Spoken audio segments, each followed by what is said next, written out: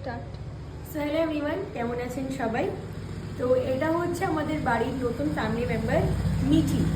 তো এটা হচ্ছে রীতিমতো পাপার কাছ থেকে আমাদের জন্য একটা গিফট হয়ে গেল, বেসিক্যালি ফর আমান। তো আমরা রিসেন্টলি আমাদের দাদুর বাড়িতে গেছিলাম কোলসুরে। ওখানে ওর পাপার একটা ফিশের অ্যাকোয়ারিয়াম আছে, অ্যান্ড ওখানে হচ্ছে ওর পাপার ফিশের অ্যাকোয়ারিয়ামে ও যে কটা মাছ দেখতো সে কতবার করে একগাল করে ভাত নিত। তো এখানে সে একদমই খাওয়া দাওয়া করছে না। তো আমরা ওকে বলেছি যে তোর জন্য ফিশ এনে দেবো, বাট ও পাপার কাছে রিকোয়েস্ট করলো যে গিয়ে আমি একটা পাখি নেব, বার্ড নেব। তো সেই জন্যে পাপা ওকে কাল হঠাৎ করে একটা বার্ড এনে দিয়েছে। আমাকে দু তিনজন বলেছে যে বাড়িতে পাখি রাখাটা ঠিক না, মিনস এদের তো এইভাবে খাঁচায় বন্দি করে রাখতে না, আমি এটার পক্ষপাতীও না।